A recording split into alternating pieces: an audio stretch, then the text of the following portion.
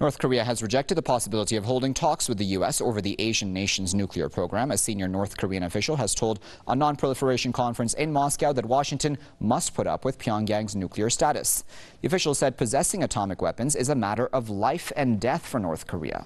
Tensions have been on the rise on the Korean peninsula since U.S. President Donald Trump took office in January. Trump recently threatened to destroy North Korea during an escalating war of words with its leader Kim Jong-un. Pyongyang has responded by saying it's capable of launching attack on the U.S. mainland.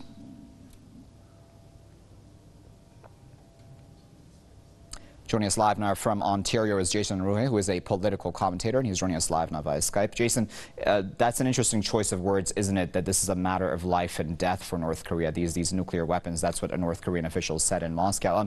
What is the historical context, do you think, here? Because we don't usually talk about the fact that there is history here between these two countries, and that is why the North Koreans feel this way. Well, the fact is that the United States has sought to destroy the DPRK for decades upon decades. The initial war that began the major divide between the North and the South ended in the loss of millions of lives. For the DPRK, this is a matter of life and death. The United States has always sought to destroy the very essence of their humanity, to the very thing that they are, because they are not compliant to U.S. interests. So while this may sound like rhetoric to a lot of people, it's very much true. This is a very real thing that they're facing right now.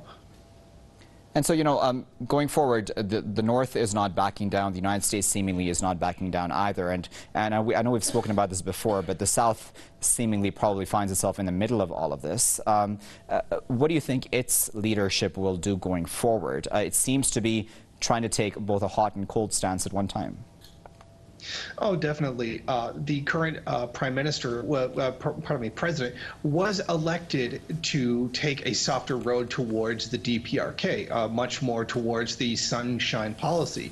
Yet pressure from U.S. imperialism pushes him into a much more aggressive stance because they are essentially a colony of the United States.